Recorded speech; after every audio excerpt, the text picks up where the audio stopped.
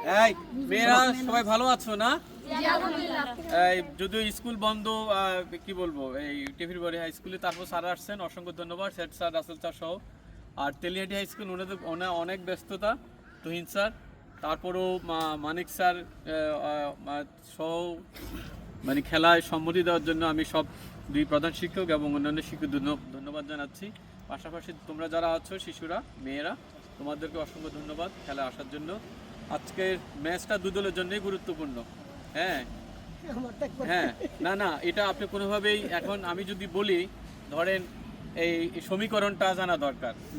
এই টিমের মধ্যে আমরা শিশুপল্লী সহ বাকি তিনটে টিম, একটা হলো ট্যাংরা, আর একটা টিম হলো এই টেপির বাড়ি তেলিহাটি, চারটা টিম হয়েছে না?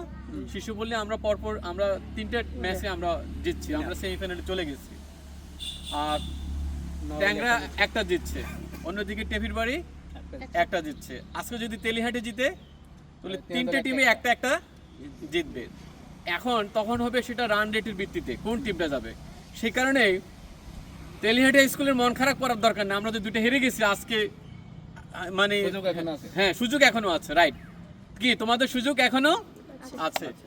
আর টেপির বাড়ি হাই স্কুলের টার্গেট হলো যে আমরা সেমিফাইনালে খেলবো এনি হাউ। তাহলে কি দুই দলের জন্যই ম্যাচটা গুরুত্বপূর্ণ। আমি বুঝতে পারছি। তা আমরা এখন সরাসরি টসে চলে যাব। আমাদের আজকে আম্পায়ার হিসেবে দায়িত্ব পালন করেন প্রবাদ দা আর হলো আলামিন, উনি আমাদের শিশুপল্লীর স্টাফ। আর তোমাদের সাথে এর আগে পরিচয় হয়ে গেছে, আর পরিচয় করছি না যেহেতু বেলা অনেক। হ্যাঁ, আমরা এখন দুই দলের ক্যাপ্টেনকে আসবো, তোমরা একটু আসো, আমরা টসটা করে নেই।